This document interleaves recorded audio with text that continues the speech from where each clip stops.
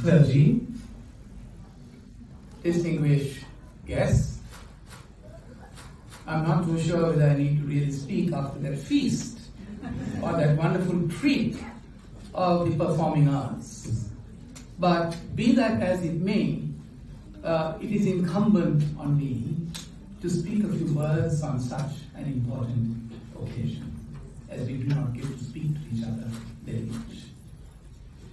First of all, my heartful greetings and congratulations to my fellow Sri Lankans present here with us today, and to my fellow compatriots in the tri-state area of New York on this 75th anniversary celebrations of our independence.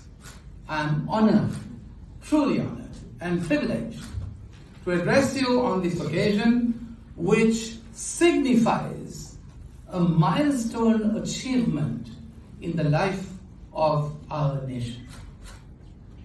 My dear friends, Sri Lanka completes 75 years as an independent nation. The 4th of February is a day that signifies social harmony, unity, and the empowerment of people. A day that we had freed ourselves from the bonds or the shackles of colonial rule and embarked on a new journey.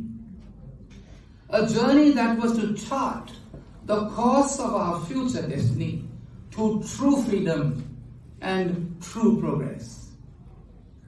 As all of us celebrate the anniversary of that day, we bow in all sincerity to all those men and women who have made an enormous sacrifice to make it possible for us to live in a free Sri Lanka.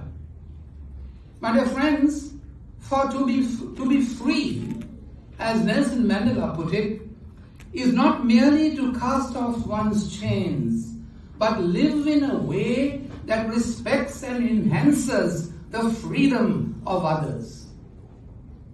Words of wisdom.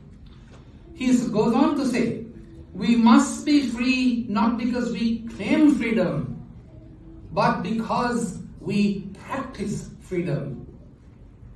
Life without liberty, as Khalil Gibran the poet was once supposed to say, is like a body without a spirit. It is the freedom, it is that freedom that would permit the synthesis, I say, of our lives with liberty that we must celebrate as we do today. My dear friends, the freedom to blossom to the fullness of our beings.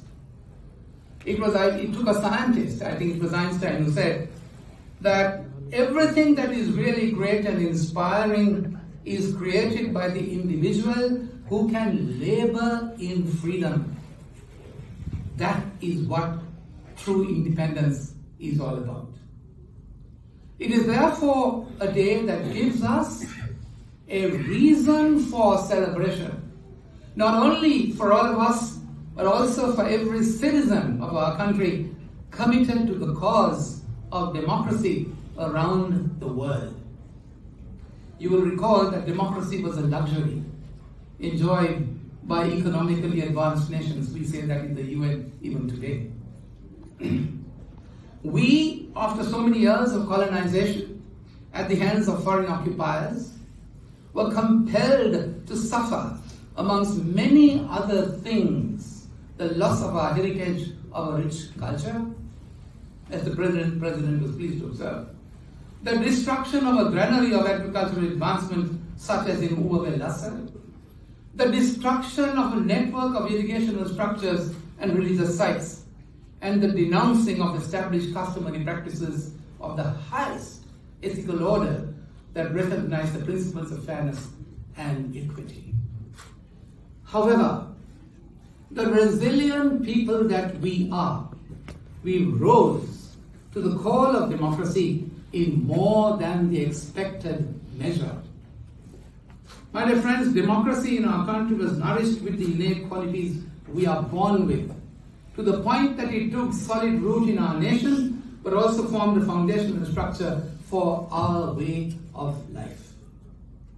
So much so that I might proudly recall the fact that in most other well-established democracies, you will remember that women had to engage in long drawn-out struggle to enjoy the right to universal adult franchise. We did it before most, interestingly, in 1931. The first election to the State Council of Ceylon, when the right was extended to all our people to elect 50 members to the legislature. Sri Lanka can therefore, my dear friends, be proud of the fact that we have contributed in a large measure to promote the true potential of democracy. My dear friends, this is no coincidence. At the beginning of this civilization, our religious leaders, you will appreciate, have schooled us in an environment of humanity, have left us with a vision that was defined by equality for all. A one Sri Lanka, a one Sri Lankan identity, oneness of all as enshrined in the fundamental guarantees in our constitution. The independence of Ceylon and its leaders like the Honorable D.S.N. Nayak rediscovered, I would say, our ancient values for modern times. It is therefore of little surprise that our democracy has deep-seated cultural and religious features endemic or peculiar to our country. My dear friends, for a nation which enjoys a culture of over 2,000 years and a history of over 3,000 years, the passage of 75 years is but a relatively short one. But for many of us, it's a span of a lifetime. Senior citizens amongst us have witnessed a dramatic change in our lifetime. We have seen how after independence, generations have experienced turbulent times. We continue to face great challenges, and we have taken charge of those challenges in our destiny. The lessons learned in that process will prove useful as we move towards the next milestone in the journey of our nation, the next 25 years, to the celebration of the centenary of our independence, entrusted to our new leaders in the trust that we will rise to the new horizons, or the newer horizons of freedom and progress. The world has seen a different Sri Lanka in recent times, you will all agree, particularly after the outbreak of COVID-19. No doubt, our response to the pandemic has been appreciated globally. But we have in that process, you will agree, brought upon ourselves a host of issues of pandemic proportions. The pandemic, no doubt, has seriously affected our lives and the economies globally. We have no time, therefore, to waste. We must work towards economic success, leading to an ease in our lifestyle of living. Now, to achieve this objective of economic reform, as the President put it, we will be putting in place, along with innovative welfare measures, with the assistance of our friends in the international community. The objective of these policies and many other similar efforts, my dear friends, is to provide basic amenities to all, particularly the poor and the vulnerable. You will appreciate that our national values have been written into our constitution as the fundamental rights and duties of all of us citizens. I appeal today to each and every one of you, as these little children appealed in those lovely lyrics that they sang, to be sensitive to these values and follow them in letter and spirit to support Sri Lanka's journey towards a new independence.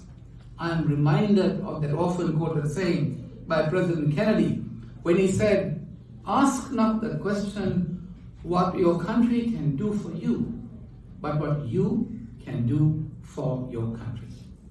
I am tempted, I must say, to recall those beautiful words in the poem of Sir Walter Scott, who said this, quote, "Breathes there the man with soul so dead, who never to himself has said, 'This is my own, my native land.'"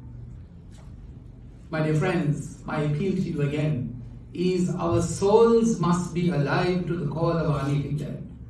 This is my message to each and every one of you.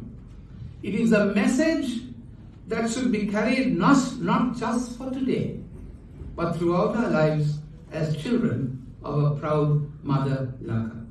So my dear friends, in celebrating independence today, we celebrate our unity in diversity, while we all have something in common. It is this common thread, I say, which binds us, all of us together, and inspires us to walk together in the spirit of being truly Sri Lankan. It is the freedom that is structured upon the will to be responsible for ourselves. Let us, on this 75th anniversary, pledge to do everything we possibly can for the sake of the safety, security, progress, and prosperity of our country. Our existence will become meaningful only if we meaningfully participate in the nation-building process.